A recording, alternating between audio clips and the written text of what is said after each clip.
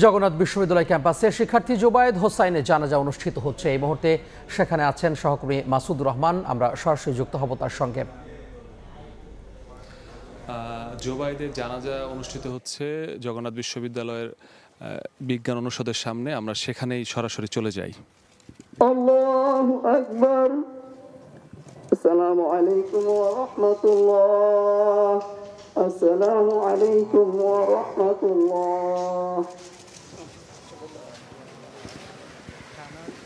এইমাত্র জানাজা শেষ হলো এবং এখন মরদেহ নিয়ে অ্যাম্বুলেন্সে করে তার যে গ্রামের বাড়ি সেখানে নিয়ে যাওয়া হবে।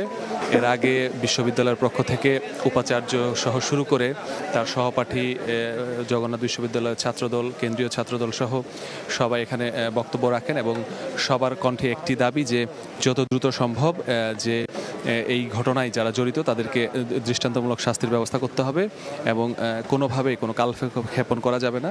তবে বিশ্ববিদ্যালয়ের একাধিক শিক্ষক অভিযোগ করেছেন গতকাল যখন পরিবারের পক্ষ থেকে থানায় মামলা করতে গিয়েছিল সেই মামলা না নিয়ে তাদেরকে দীর্ঘক্ষণ থানায় বসিয়ে রাখা হয়েছে। তো এই ধরনের অভিযোগ তারা করেছেন এবং তারা যেটি বলেছেন যে কোনোভাবেই কোনো ধরনের গাফিলতি কাম্য নয়।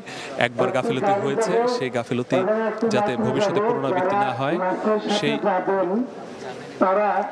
সেই বিষয়টি তারা নিশ্চিত করার কথা বলেছেন।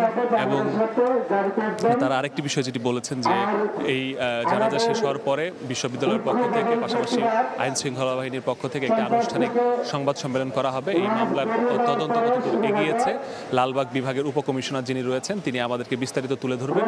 পাশাপাশি এই ঘটনায় বিশ্ববিদ্যালয়ের পক্ষ থেকে 2 দিনের শোক ঘোষণা করা হয়েছে এবং সেই শোক সহ বিশ্ববিদ্যালয়ের কী কী কর্মসূচি পালন করবে এই ঘটনা ঘিরে সেগুলো তারা সেই সংবাদ সম্মেলনে তুলে ধরবেন। এই ছিল আসলে আমার কাছে জগন্নাথ বিশ্ববিদ্যালয়ের জোবায়েদ হত্যার সবশেষ তথ্য। সরাসরি যুক্ত ছিলাম জগন্নাথ বিশ্ববিদ্যালয় থেকে।